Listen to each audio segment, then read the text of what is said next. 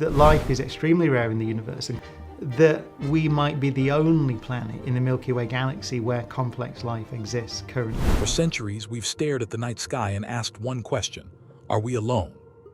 With hundreds of billions of stars in our galaxy and trillions of galaxies beyond, it feels almost arrogant to think we're the only ones here. Brian Cox has said that the universe is so vast that life somewhere else seems almost inevitable. And yet, when we listen closely, space is silent. No signals, no visitors, no evidence.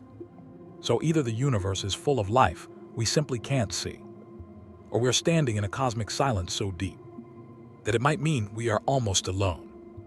Welcome to Simulation Hypothesis, where we slow down, question what we think we know about the universe, and follow the science wherever it leads, even when it gets uncomfortable. If you're new here and this kind of thinking pulls you in, subscribe and stay with us. Because today, we're stepping into one of the most unsettling ideas in modern astronomy. If the universe is so vast, why does it feel so empty? When Brian Cox talks about life in the universe, he doesn't begin with optimism. He begins with scale. The Milky Way alone contains somewhere between 100 and 400 billion stars. Around most of those stars, we now know there are planets. Thousands of exoplanets have already been confirmed. Statistically, there should be billions of Earth-like worlds in our galaxy alone, planets sitting at the right distance from their stars, with temperatures that allow liquid water, with the chemical ingredients for life. On paper, the numbers look overwhelming. And yet when Cox reflects on it, what keeps him awake at night is not the possibility that life is everywhere. It's the possibility that complex life is extraordinarily rare. Rare enough that, right now, in the entire Milky Way, we might be the only planet hosting something like us. That's not science fiction. That's a sober reading of the data. Because when astronomers talk about life, they don't mean cities, radio signals, or alien civilizations. They start with microbes, single-celled organisms, chemistry that replicates itself. And even that, despite decades of searching, has not yet been found anywhere beyond Earth. Mars has been scanned for decades. Rovers have drilled into its soil. Europa and Enceladus, moons with subsurface oceans, are prime candidates. Yet so far, every probe has come back empty-handed. No confirmed microbes, no confirmed biosignatures, just possibility. But here's where it gets more unsettling. On Earth, life appeared very early. Geological evidence suggests that simple life began roughly 3.8 to 4 billion years ago, almost as soon as the planet cooled enough to support oceans. That might suggest life forms easily, given the right conditions. However, what followed tells a different story. For nearly 3 billion years, life on Earth remained simple. Single-celled organisms dominated the planet for the vast majority of its history. Complex multicellular life, animals, plants, ecosystems, only appeared around 600 million years ago. An intelligence capable of building technology, that's a blink in cosmic time. Modern humans have existed for roughly 300,000 years. Our technological civilization, barely a century old. If Earth's timeline is typical, then the jump from simple life to complex life might be incredibly rare. It might require a chain of unlikely events: stable climate, magnetic shielding, plate tectonics recycling nutrients, a large moon stabilizing axial tilt, and billions of uninterrupted years without total sterilization. Cox often emphasizes how violent the universe is. Supernovae explode, gamma-ray bursts sweep through galaxies, asteroids collide, stars fluctuate.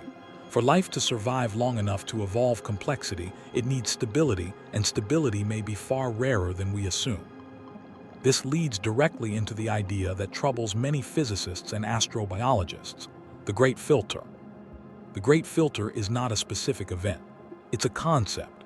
It suggests that somewhere along the path from dead matter to interstellar civilization, there is a step so improbable that almost no life passes it. Maybe it's the origin of life itself. Maybe simple cells forming is the rare miracle. Or maybe that part is common, but complex multicellular organisms are rare. Or maybe intelligence is the bottleneck. And here's the part that keeps people awake at night. Maybe the filter is ahead of us. Because if intelligent civilizations tend to destroy themselves through war, climate collapse, runaway technology, or something we haven't imagined, then the silence of the universe might not mean nobody starts. It might mean nobody lasts. This is where the famous Fermi paradox enters the picture.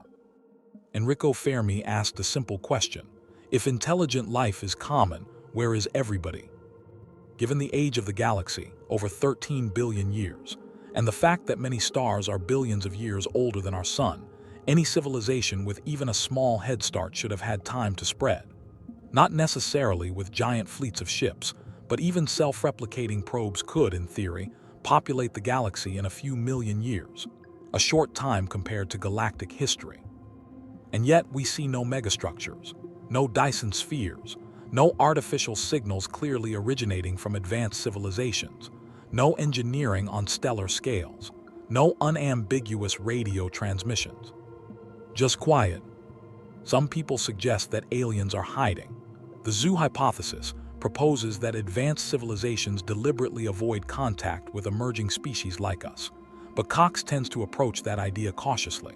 It's possible, but it requires coordination across potentially millions of civilizations, sustained over billions of years. That assumption may be even more extraordinary than the idea that life is rare. Another possibility is that civilizations don't expand aggressively. Maybe advanced societies focus inward, on digital worlds, virtual realities, or forms of existence that don't require galactic colonization. Perhaps the trajectory of intelligence leads not outward into space, but inward into information. Still, even that doesn't fully resolve the silence, because some detectable signature should remain, unless the window of detectability is extremely short. Consider our own civilization. We've been broadcasting radio signals for about 100 years. That creates a sphere of radio leakage roughly 100 light-years in radius, a tiny bubble in a galaxy 100,000 light-years across. Outside that bubble, Earth still appears as a natural planet. If technological civilizations typically last only a few hundred or thousand years before transforming or collapsing, then the odds of two civilizations overlapping in time, close enough to detect each other, become very small. This is what Cox means when he suggests that we might be the only complex life currently present in the Milky Way, not because life never appears, but because timing is everything. Civilizations might rise and fall like sparks in the dark, rarely overlapping. And if that's true, the silence isn't empty. It's statistical. But even statistics can't soften the emotional impact of the possibility. Because if we are alone or nearly alone, then consciousness is incredibly fragile, rare, precious, a temporary pattern in a vast, indifferent universe. Carl Sagan once said that if we are alone, it would be an awful waste of space. But there's another way to interpret it. If we are alone, even temporarily, then the Milky Way's awareness of itself depends entirely on us. 13 billion years of cosmic evolution, hydrogen fusing into helium, stars forging heavier elements, supernovae scattering carbon and oxygen into space, planets forming, oceans condensing, all of it culminating in beings capable of asking questions about their own existence. And maybe only here. This isn't a conclusion, it's a tension. Because the data doesn't prove we're alone, it simply hasn't shown us anyone else yet. Telescopes are improving. The James Webb Space Telescope can analyze the atmospheres of distant exoplanets, searching for chemical imbalances, oxygen, methane, ozone, that might hint at life. Future missions may detect biosignatures with greater precision. We are just beginning to look seriously. But the longer the silence continues, the heavier it feels. Because every year that passes without detection strengthens one possibility: that complex life is not scattered generously across the galaxy. It is sparse, and perhaps for now singular. But that's where it becomes even more unsettling.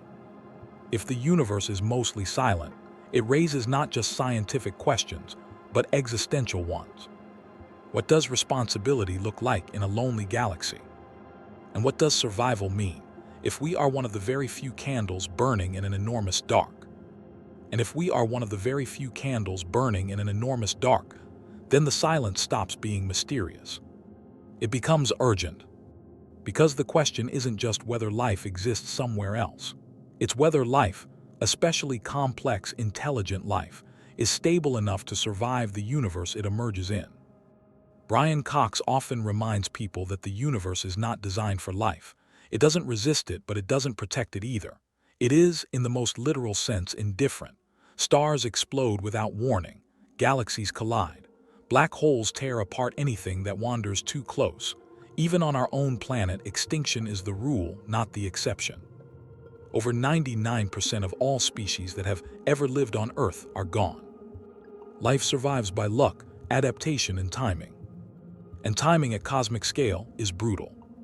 Consider how long it took for intelligence to appear here. Earth formed about 4.5 billion years ago. Simple life emerged quickly, yes, but for billions of years, nothing evolved beyond microbial ecosystems.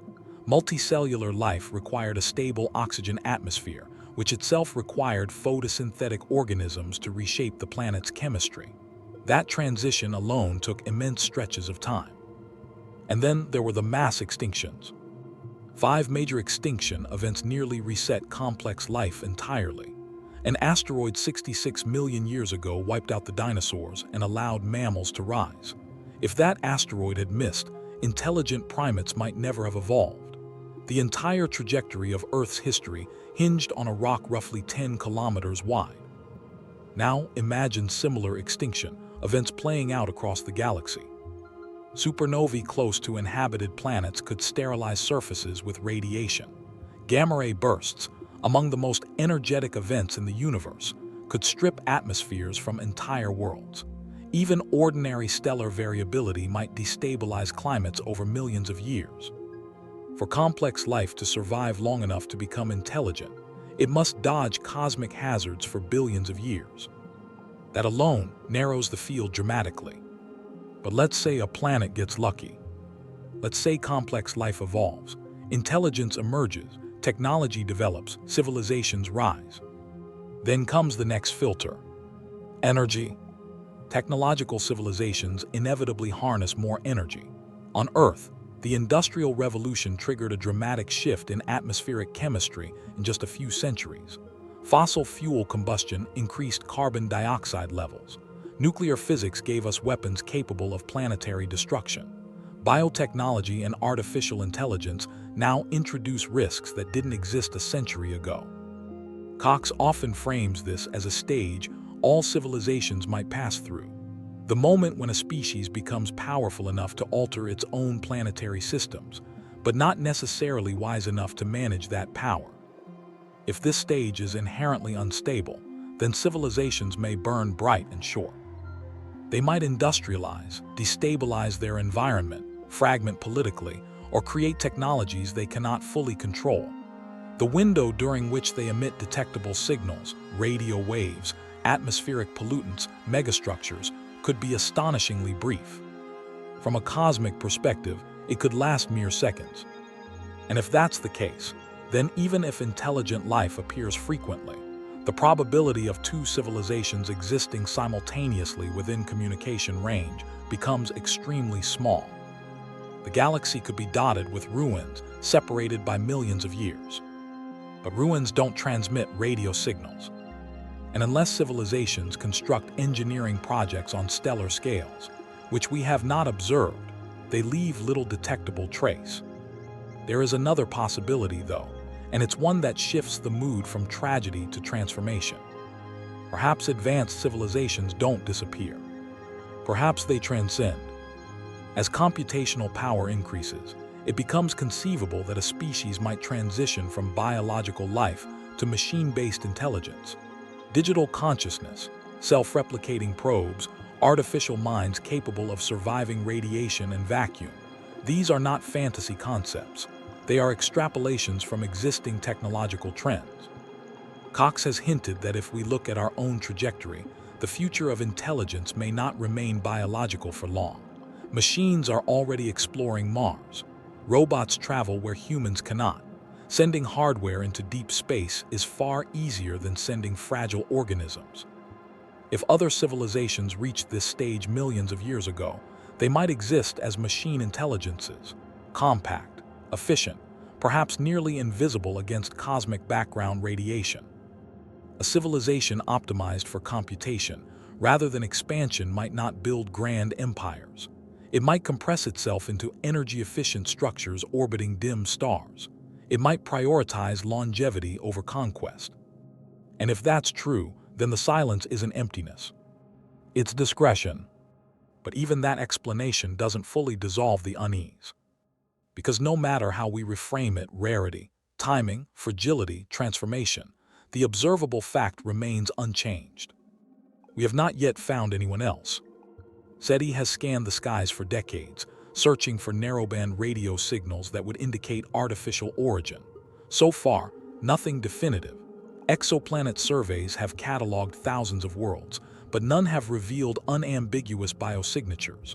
No oxygen-rich atmospheres clearly out of equilibrium. No methane-oxygen combinations screaming biology. Just data. And more silence. This is where Brian Cox's tone becomes careful rather than dramatic.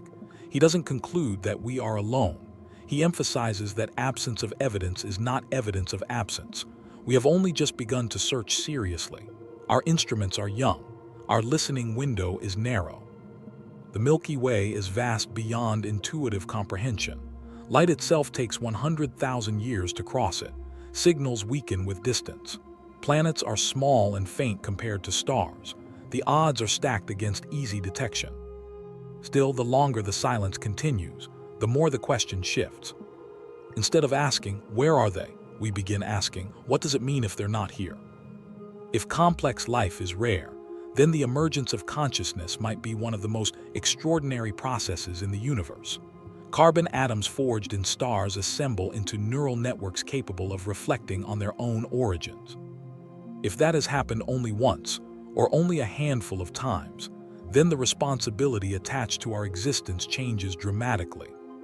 Because extinction would not just be a local tragedy. It would be the extinguishing of one of the few places where the universe knows itself. This is not melodrama, it's probability. If we are rare, survival becomes sacred. And perhaps that is the quiet lesson hidden within the silence. Instead of waiting for contact, perhaps we should focus on continuity. Instead of speculating about alien empires, perhaps we should consider the fragility of our own.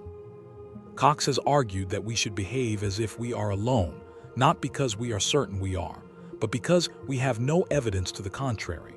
That mindset encourages stewardship rather than escapism.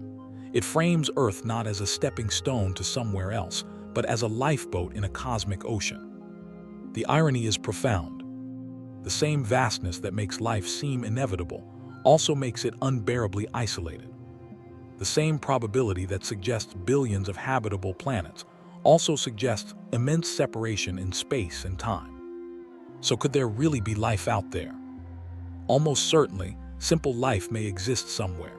The chemistry of the universe is generous with carbon and water. Amino acids form in interstellar clouds. Organic molecules are abundant. It would be surprising if biology never emerged elsewhere. But complex life, intelligent life, civilizations overlapping in time and distance close enough to detect each other. That may be the true rarity. And if that is the case, then the silence above us isn't mocking. It's reminding us. We are not guaranteed company. We are not guaranteed permanence. We are a temporary, improbable configuration of matter in a universe that doesn't owe us repetition. And yet here we are conscious, questioning, aware of our own smallness. Maybe the most astonishing fact is that the universe appears empty. Maybe it's that something somewhere managed to ask the question at all. Whether we are one among many or one among few, the burden remains the same. If life is rare, it must endure. If life is common, it must still endure. Either way, survival is not optional. Because until we hear another voice in the dark, the only evidence of consciousness in the Milky Way is us.